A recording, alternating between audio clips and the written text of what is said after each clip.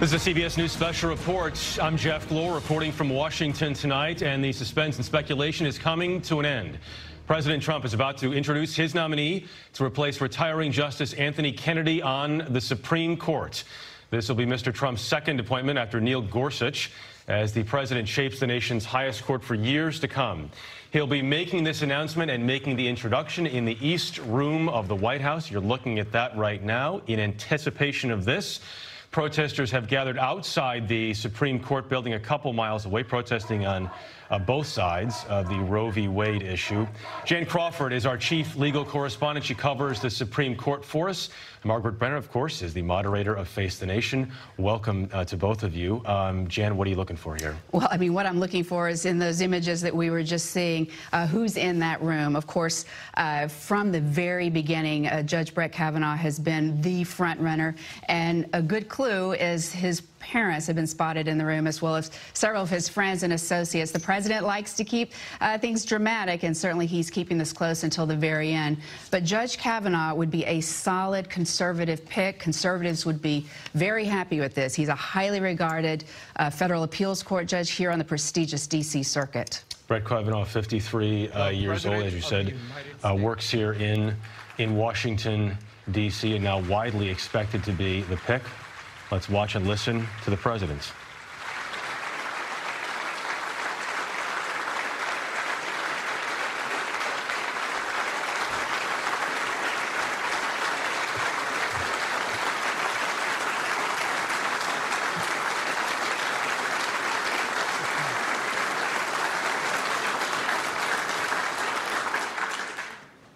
My fellow Americans, tonight I speak to you from the East Room of the White House regarding one of the most profound responsibilities of the President of the United States, and that is the selection of a Supreme Court justice. I've often heard that other than matters of war and peace, this is the most important decision a president will make. The Supreme Court is entrusted with the safeguarding of the crown jewel of our republic, the Constitution of the United States. 12 days ago, Justice Anthony Kennedy informed me of his decision to take senior status on the Supreme Court, opening a new vacancy. For more than 4 decades, Justice Kennedy served our nation with incredible passion and devotion. I'd like to thank Justice Kennedy for a lifetime of distinguished service.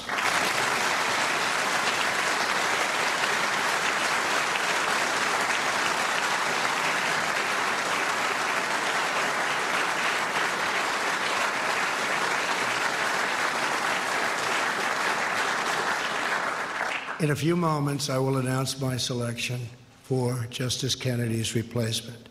This is the second time I have been faced with this task. Last year, I nominated Judge Neil Gorsuch to replace the late, great Justice Antonin Scalia.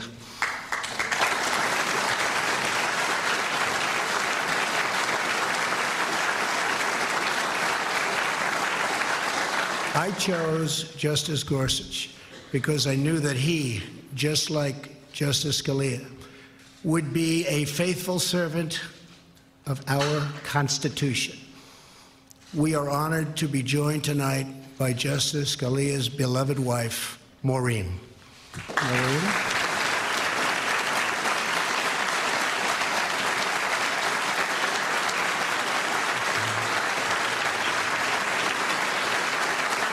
Thank you, Maureen. Both Justice Kennedy and Justice Scalia were appointed by a president who understood that the best defense of our liberty and a judicial branch immune from political prejudice were judges that apply the Constitution as written. That president happened to be Ronald Reagan. For this evening's announcement, we are joined by Ronald Reagan's Attorney General, Edwin Meese. Ed?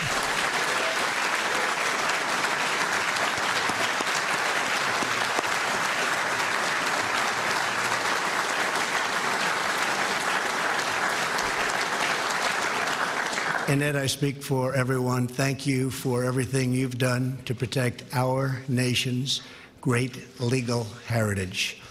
In keeping with President Reagan's legacy, I do not ask about a nominee's personal opinions. What matters is not a judge's political views, but whether they can set aside those views to do what the law and the Constitution require. I am pleased to say that I have found, without doubt, such a person. Tonight, it is my honor and privilege to announce that I will nominate Judge Brett Kavanaugh to the United States Supreme Court.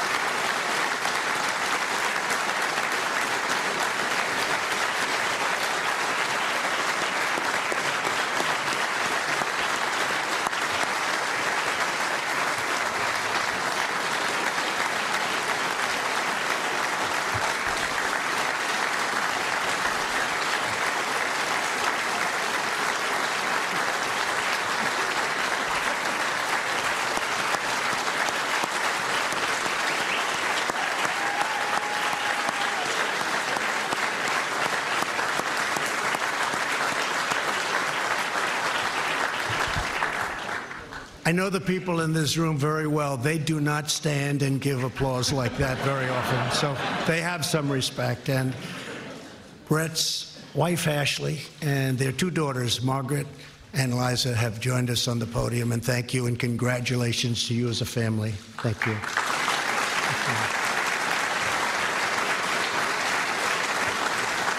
Judge Kavanaugh has impeccable credentials, unsurpassed qualifications, and a proven commitment to equal justice under the law. A graduate of Yale College and Yale Law School, Judge Kavanaugh currently teaches at Harvard, Yale, and Georgetown. Throughout legal circles, he is considered a judge's judge, a true thought leader among his peers. He is a brilliant jurist with a clear and effective writing style, universally regarded as one of the finest and sharpest legal minds of our time. And just like Justice Gorsuch, he excelled as a clerk for Justice Kennedy. That's great. Thank you. Yeah.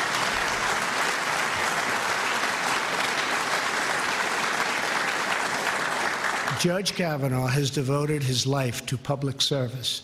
For the last 12 years, he has served as a judge on the D.C. Circuit Court of Appeals with great distinction, authoring over 300 opinions which have been widely admired for their skill, insight, and rigorous adherence to the law. Among those opinions are more than a dozen that the Supreme Court has adopted as the law of the land. Beyond his great renown as a judge, he is active in his community. He coaches CYO basketball, serves meals to needy families, and, having learned from his mom, who is a school teacher in D.C., tutors children at local elementary schools.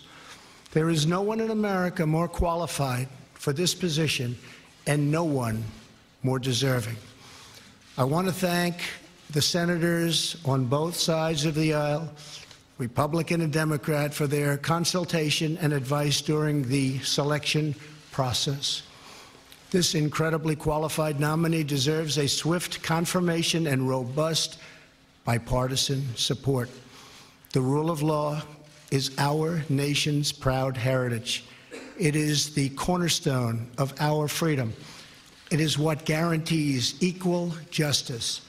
And the Senate now has the chance to protect this glorious heritage by sending Judge Brett Kavanaugh to the United States Supreme Court.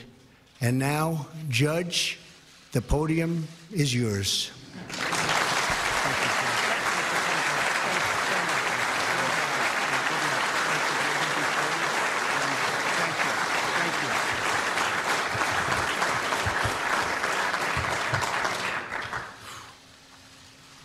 Mr. President, thank you. Throughout this process, I've witnessed firsthand your appreciation for the vital role of the American judiciary. No president has ever consulted more widely or talked with more people from more backgrounds to seek input about a Supreme Court nomination. Mr. President, I am grateful to you, and I'm humbled by your confidence in me. Thank you. 30 years ago, President Reagan nominated Anthony Kennedy to the Supreme Court. The framers established that the Constitution is designed to secure the blessings of liberty. Justice Kennedy devoted his career to securing liberty. I am deeply honored to be nominated to fill his seat on the Supreme Court.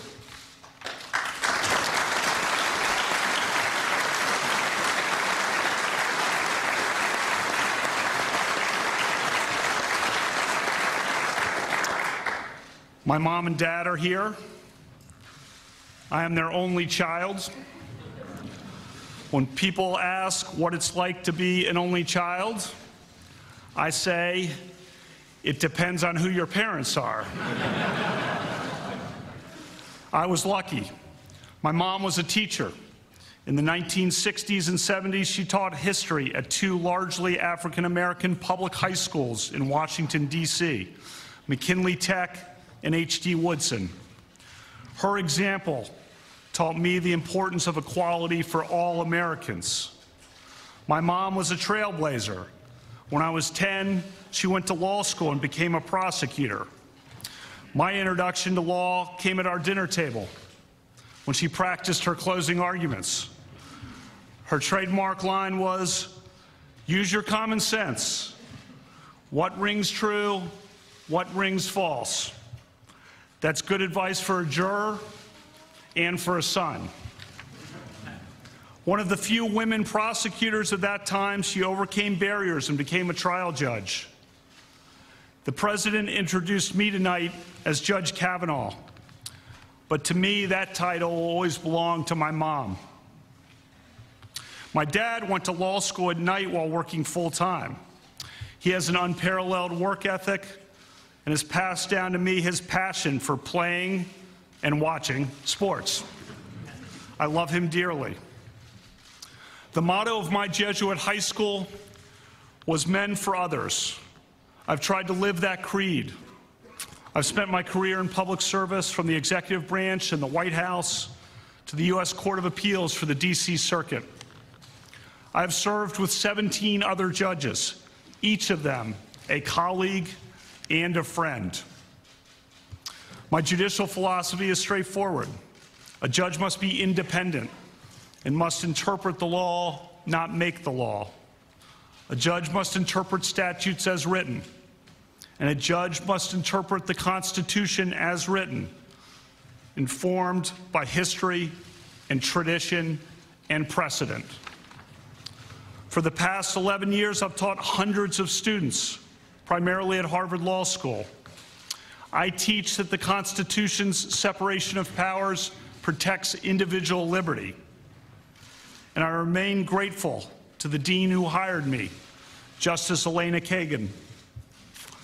As a judge, I hire 4 law clerks each year. I look for the best. My law clerks come from diverse backgrounds and points of view. I am proud that a majority of my law clerks have been women. I am part of the vibrant Catholic community in the D.C. area. The members of that community disagree about many things, but we are united by a commitment to serve. Father John Ensler is here. 40 years ago, I was an altar boy for Father John. These days, I help him serve meals to the homeless at Catholic Charities. I have 2 spirited daughters, Margaret and Liza. Margaret loves sports, and she loves to read. Liza loves sports, and she loves to talk.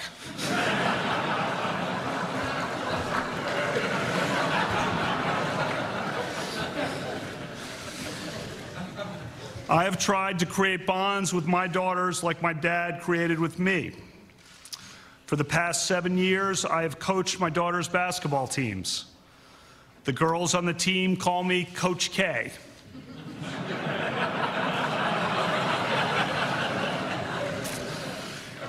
I am proud of our Blessed Sacrament team that just won the city championship.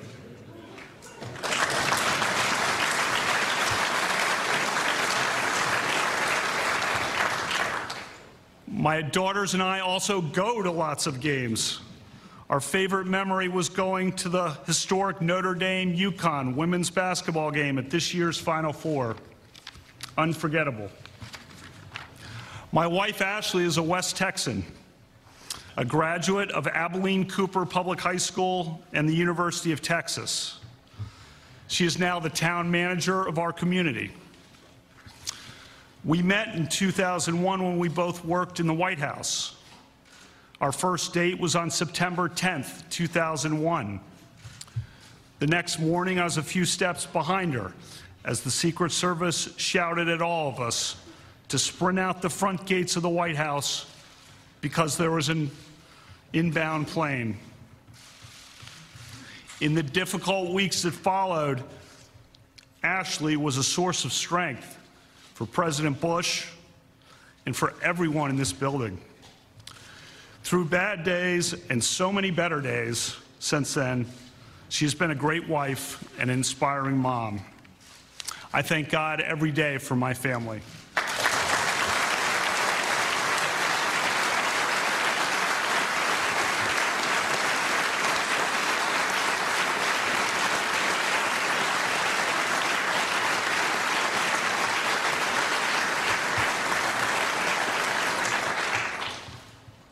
Tomorrow, I begin meeting with members of the Senate, which plays an essential role in this process.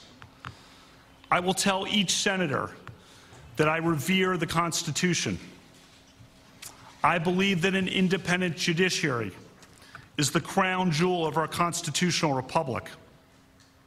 If confirmed by the Senate, I will keep an open mind in every case, and I will always strive to preserve the Constitution of the United States and the American rule of law. Thank you, Mr. President.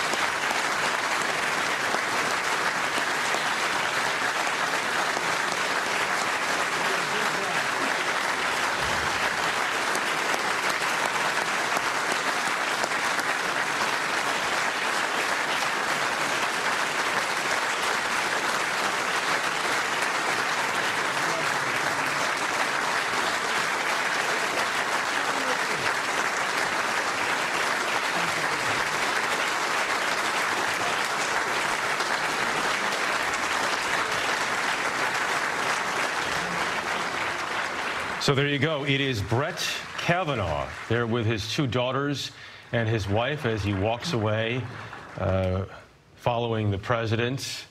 And Brett Kavanaugh looking out at his parents in the audience. One can only imagine what's going through their minds at a moment like this.